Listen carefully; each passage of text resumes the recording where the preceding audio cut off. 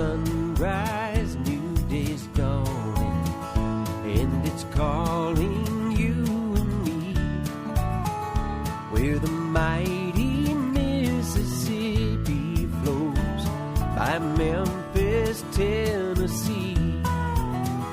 We've got woodlands, fields, and water. Hey, there is no better way. You can find out all about it on Outdoors with Larry Ray. Make some time, take a family, ask a friend, but don't delay. Listen up and learn about it on Outdoors with Larry Ray. Listen up and learn about it on Outdoors with Larry Ray. Good Saturday morning and welcome to another edition of the award-winning Outdoors with Larry Ray. Brought to you proudly by the Tennessee Wildlife Resources Agency. Now, here's your host, Larry Ray. Hey, good Saturday morning. Welcome to Outdoors with Larry Ray as we talk outdoors for the fastest 90 minutes. And outdoor radio programming on this first Saturday. Golly, it's hard to believe it's October. October already. Already, the weather is getting cool, and that means we have the two cool cucumbers on here. Yeah. And there's one of them, he just can't control himself. You know, I could say that depends, but we won't go into that. But Gene Smith is on the line. Good morning, Gene. Good morning, everyone. Now it's nice and cool outside. Nice and cool outside. And who would be the other part of your partnership here? It's a Daryl and Daryl show. Brother Dave. Brother Dave Garbert. Hey, Dave. How we doing, Dave? Dave. Yeah, and I'll verify it's kind of cool sitting out here drinking coffee on the deck watching the sun come up. Yeah, well, I'm drinking a Diet Coke with Shelby McCall as our show producer. And Shelby is going to open the show with, what will we have, Shelby, to open up the show? What would you like to, on her trumpet? Now, you've got that's a Bach trumpet, right? Now, it's you played in the band. Well, tell our listeners out there, I mean, you played in the band in Cordova High? At Cordova High and in University of Memphis, yeah. Okay, so now you've had this trumpet for how long? God, I don't even know. Oh, you don't know? Okay. You've been playing the trumpet. When did you start? How old? I started in middle school, so it's been about like 13, 14 years at this point. And we have brought her into part of the show. You can go to lroutdoors.com and go to the diner, and there's Shelby, not with her trumpet, but I'm going to make a picture of Shelby and me with the trumpet today so we can get that trumpet into the diner. But would you, Dave and Gene, would you like to hear Shelby play something? Yes, sir. I always like to hear Shelby play something. Let's see, Shelby, something short and sweet. What are you going to play? Here she goes. We're off. There you go. That's the way to open it. Chewing gum sticking to the rail, cabbage by head, tomato trying to catch up. Come on. Did you hear that, Dave Gabbert? Depends holding his own. No. He's one of a kind. He is one of a kind. But I do remember, that brings back memories of a guy, Spike Jones. I know y'all probably. Spike Jones, exactly right. Now, the original Spike Jones had a band, the All-Star Guys, and they did something called Pedal Bomb with a race. Do you remember that, Gene Smith? Yeah, here comes Beetle Here Bomb. comes Yeah, he Beetle played Bomb. the trumpet also. Yeah, he played the trumpet also. So, hey, all right. I'm a little wired this morning. I got back from the Little Red River got a chance to fish up there on Monday. I had a great time and then had a little health issue and came back home. The chiggers are better. Those of you that asked about it, I just had an itching to tell you that. So I had 47 comments on Facebook about how to take care of my chiggers. Well, and the best comment was, "Why did you get them?" So that's, you know, they kind of cling to you. But anyway, the show today, Dave. I want to know, did you bring back any fish? Yes, we did. Of course we did. Jay Goodermuth was our guide, and we're going to talk a little bit more in the show about that. They've posted some photographs. Fishing out of a pontoon on the Little Red River, folks. You heard me right.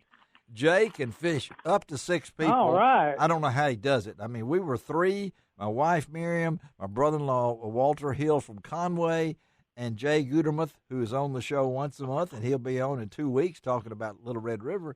But we caught fish, Dave. Yeah, and as usual, I lost one, okay? The line broke, folks. This was probably the world record. I just knew it was, but I didn't see it, but it broke my line.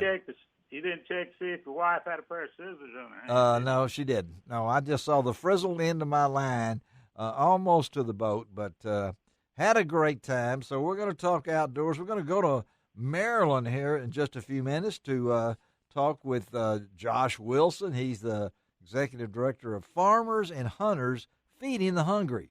And what better time to talk about that than during this COVID time? So yeah, and all your listeners out there, it's October, beautiful weather. Yes. People are, archery season's open, and they may be going archery hunting. It's beautiful weather to fish. You got fall fishing and stuff. Yep. But when you're on these secondary roads and stuff, maybe going, kind of to go along, there's a lot of farm machinery moving out there. Oh, folks. They are, baby. A lot of cotton pickers are starting to pick cotton. They're combining. Yes, they are. Shelling corn, shelling beans. So yes, sir.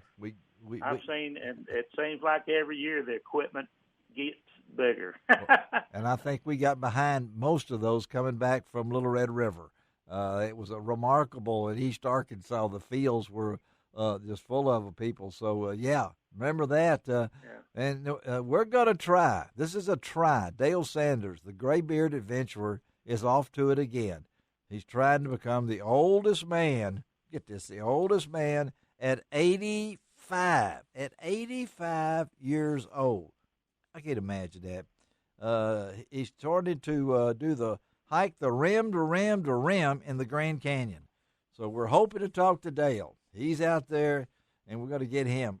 Then, Dave, you got a special guest coming up because this is National Trap Shooting Month. October is National Trap Shooting Month. At one time they had a day in October they called National Trap Shooting Day, but they're doing the whole month now, because depending on your clubs and stuff, they have a National Trap Shooting Day. So we're going to talk too. Friend of mine is going to come on, and we're going to talk a little trap shooting. And, you can do that. Robin Smith, he's the VP of Tennessee Trap Shooters Association, owner of the Henderson, Tennessee Gun Club.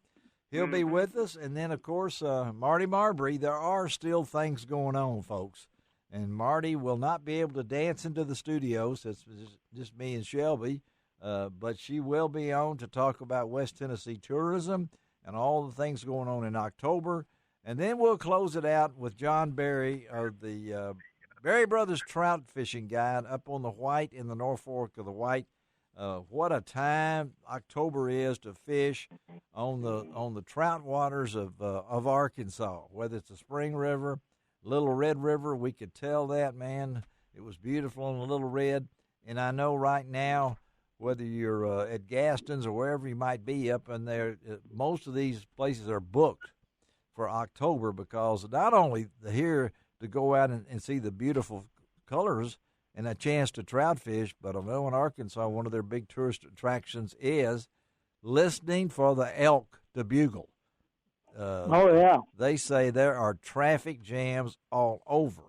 And I'm sure even at, Dave, our elk viewing sites over in East Tennessee, and I think it's the Savage Gulf or whatever it's called over there, where the elk are, that a lot of people will drive over there and watch. Oh, yeah, that's the elk viewing area. They have a big tower over there. Yes, that, people can view from them, and where the elk. And my daughter and son-in-law, they just came back earlier, first of the last month, of September. They took a little trip out west, and they were up around Jackson Hole, and the elk were bugling, then. Yes. They start a little earlier up there. I've been up there, and they actually go across the road. They're not really They don't care about it, whether you're on the road or not.